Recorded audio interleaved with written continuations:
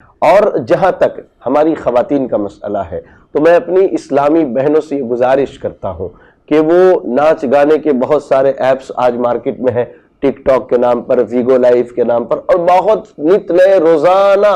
App store میں آ رہے ہیں، اس سے بچیں،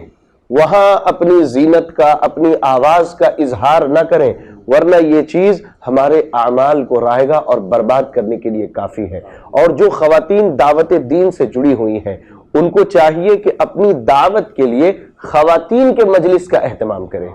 اور جتنا ہو سکے اپنے آپ کا اور اپنی آواز کے اظہار سے بچیں،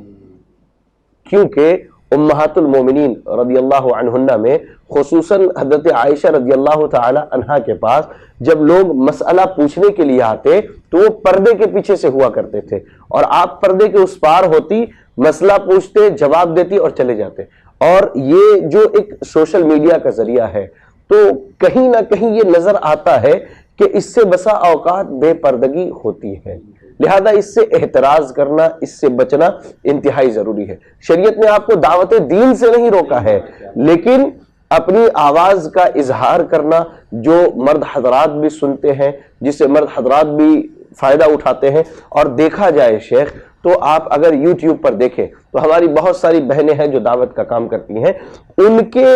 دعوتی بیانات میں مرد حضرات کے بہت فوہڑ اور گندے اور عجیب و غریب قسم کے کمنٹس بھی آتے ہیں، اللہ اکبر، جو ان کی شرف، ان کی عزت اور ان کی وقار کے لیے مناسب نہیں ہے، میں یہ سمجھتا ہوں۔ اس لیے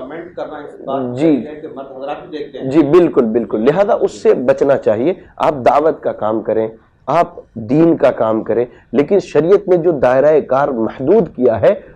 اس دائرے میں رہتے ہوئے کام کریں۔ اور جو بہنیں سوشل میڈیا کا استعمال کرتی ہیں اپنی تصویر ڈالنے کے لیے، اپنی آواز لوگوں کو سنانے کے لیے، یا اپنی آواز میں کوئی بات بیان کرنے کے لیے، انہیں تو اس سے ہرگز کوشش کرنی چاہیے کہ اپنے آپ کو بچا کے رکھیں، دور رکھیں، ورنہ دنیا اور آخرت میں یہ ہمارے نقصان اور خسارے کا سبب بن سکتا ہے۔ اور مزید ویڈیوز کو دیکھنے کے لیے آپ ہمارے YouTube چینل کو سبسکرائب کریں۔ فجزاکم اللہ خیرا۔